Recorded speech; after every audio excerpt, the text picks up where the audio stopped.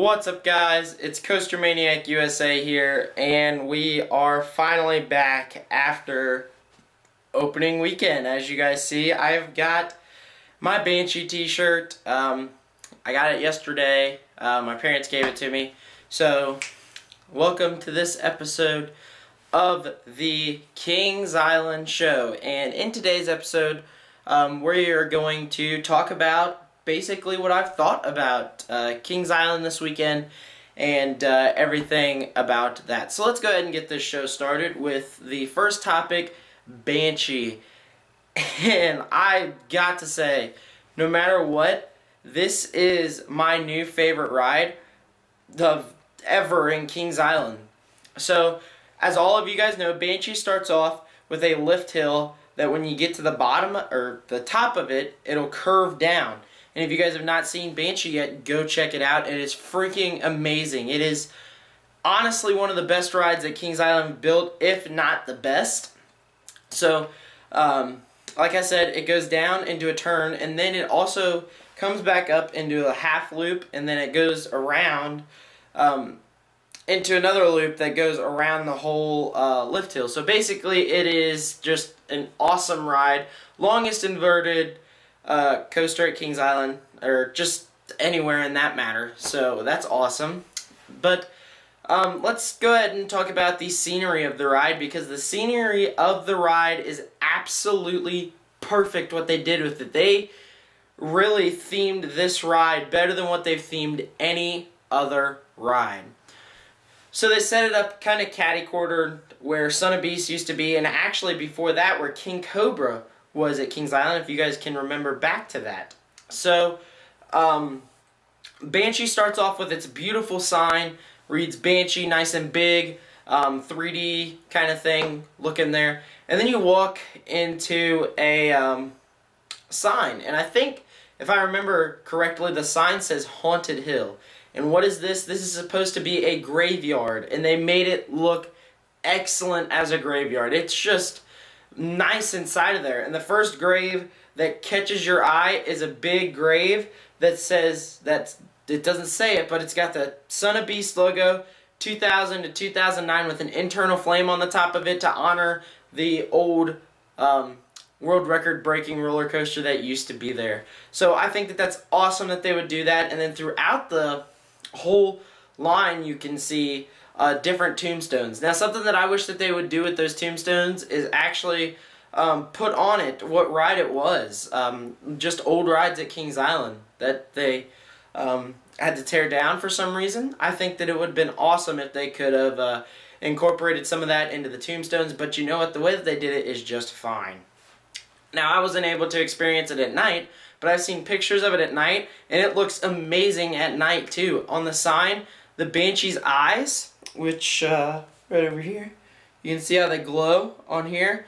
Well, at night, they actually have a light inside of Banshee's eyes for the sign that they switch on, and the lights shine up in its eyes. I mean, it's just amazing. The detail just for that alone is just amazing. So then you also have got the new station of Banshee, which is supposed to look like a medieval church, kind of. I think that that's what they said. And just even that, just the little things of that ride just amaze me. So the little church inside is awesome. As you guys know, the outside of it is blue. And if you guys have not seen it yet, go check out my video that I posted about Banshee this past weekend. And yeah, so Banshee definitely was an awesome way to kick off the year. And I'll get more into that here in a little bit on how that all happened. But inside the church, they themed it so well. I mean, even the lights up above you will flicker as you're in line. I mean, it's crazy the amount of detail that they put into this new coaster. And in all honesty, 7 inversions, one after another, after another, after another, after another, is just amazing in my point of view. So the next thing that I want to talk about is Banshee seats. Now, the seats from a distance look freaking sweet. And when you sit down in them, they're actually kind of comfortable. I mean, I've not been able to say that about much rides, but they're comfortable. The bar that you have well, the over the shoulder restraint is actually kind of cool. It is the same restraint featured in Gatekeeper at Cedar Point, but with something that I never really realized until we got up to the ride is that there's technically two restraints they're both connected. So the first restraint that you obviously see is the one that goes out and around right here. But then there's also a restraint that lays flat on your chest right here. So this is awesome. It's got like some soft material to it that keeps you there. It's just awesome. There's more to Banshee that I want to talk about, but I don't want to give much away of the ride yet. So it's an awesome ride. Go ride it, and you guys will know why I love it so much. So the next topic is opening weekend thoughts. And for you guys who do not know, I just went to Kings Island on Saturday. And instead of them considering it as one day opening day, they considered the whole weekend as opening weekend. Now, for you guys who do not know, Kings Island opened a lot earlier this year. They opened on Friday, April 18th with Banshee Media Day on April 17th. So it was amazing. I heard rumors on Friday about how crowded the park was due to Banshee. I heard that the line was about 6 hours long. And they actually had to open an access road to wrap around for Banshee. So it was a good thing that I didn't get caught up in that. We went on Saturday. We went very early. We ran into the park and got on Banshee. So there's a lot of changes that I did see to the park that we didn't see rumors about. Number one, the show that I mentioned in a couple Kings Island shows ago, I can't remember the name of it, but it is a official show this year at Kings Island.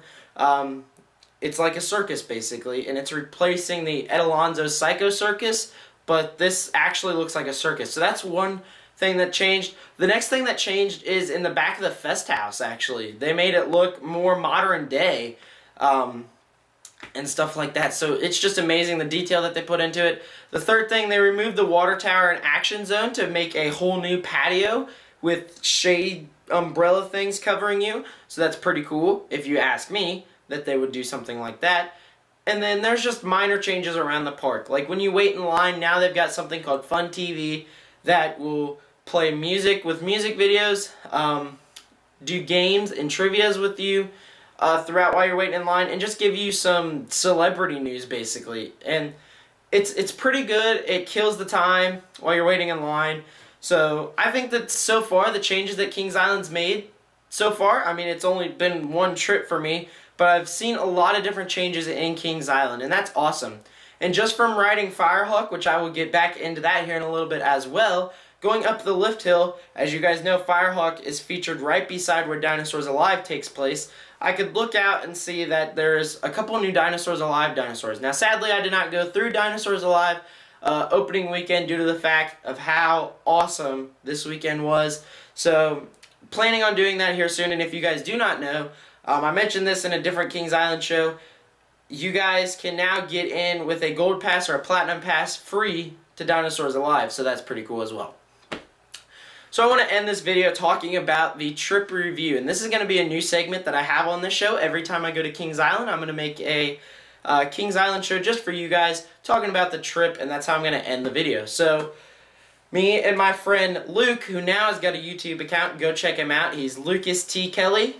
We went to Kings Island. Obviously, we left really early in the day due to the fact that we had to go get his pass processed. Now, what I did not expect was how fast the pass processing was going to take. The pass processing literally only took a couple of minutes to do. And I was like, what? Because there was nobody in line for it. And then after that, we did the whole gold pass thing. We stood out and waited until 9:30. Once 9:30 hit, we ran into the park, ran over to Banshee, and were one of the first 200 riders of the day. So it was a big way to start off. We sat in row 3 of Banshee. It was awesome. So then the next ride we rode was Diamondback. We rode Diamondback in the front seat. Then we also got to commemorate the Beast's 35th year on opening weekend by riding it in the front seat as well. And we also rode Vortex in the front seat. We would end up riding Windseeker later on in the day. We would ride the Bat, which is awesome. The new logo to it looks sweet. And yeah, so we rode the Bat. Then we would ride the racers in the front seat, and then we would also ride Banshee 2 more times in the front seat. So overall, it was a great trip. Now, something that I did realize new about this year is when we went to food places like Skyline, we got some ice cream at some places, or even when you were refilling your drinks, this is a key factor to it too. They ask you, do you have a platinum pass or a gold pass, and you can actually get discounts on the food and whatever you get now. So I've realized that the prices on the food have stayed the same, and you get a pretty good discount for it. So that's pretty cool to think about. Anyways, guys, I hope that you guys enjoyed this episode of the Kings Island Show. If you did, click the like button down below. Subscribe to see new videos. I'm getting ready to do my Kings Island opening weekend full video. And if you guys missed it, check out my Banshee video that I uploaded. And thank you guys for watching, and I will see you guys on Wednesday.